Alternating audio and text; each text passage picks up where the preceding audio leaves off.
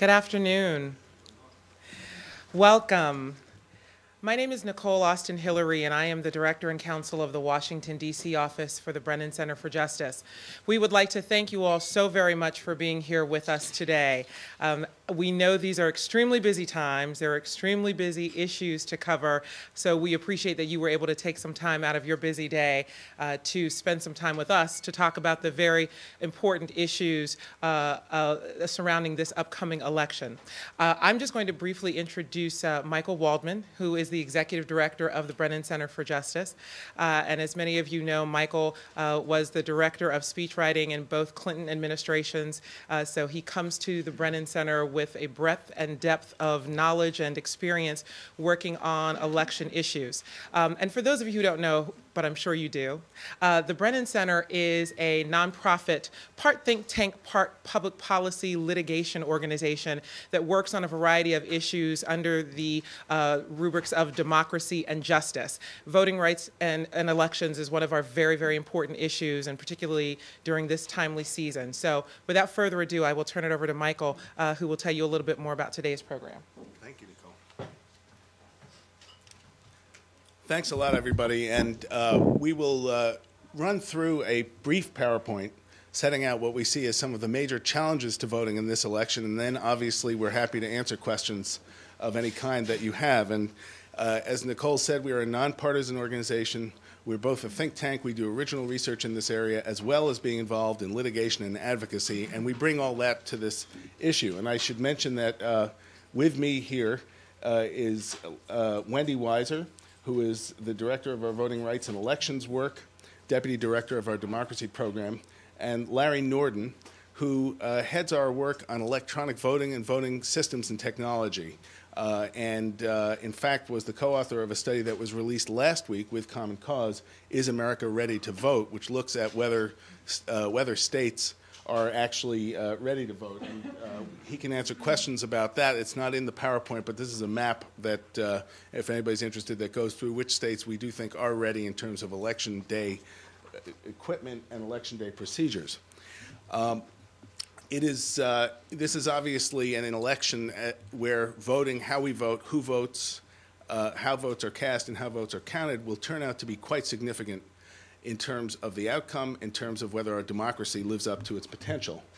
Now, it is 8 years after that poor, unfortunate gentleman was a participant in the Florida voting fiasco, and 4 years, a fiasco that helped determine who was the President of the United States.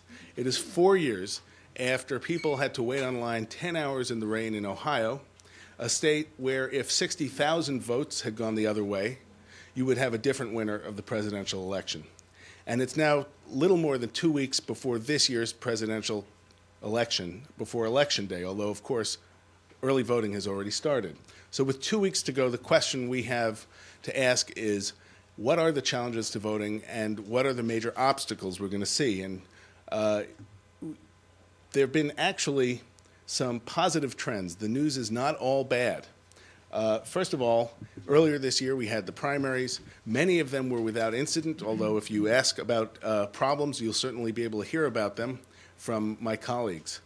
In addition, states have made encouraging progress in how they are using electronic voting, certainly compared to 2 years ago.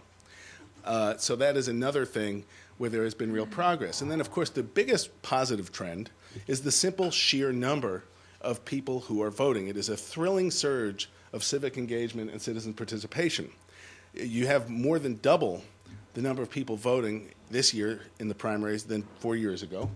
And we now know that in 12 states, the rolls have expanded by 12 million voters. So there's this wave of voters, this wave of participation, and that all is part of the good news.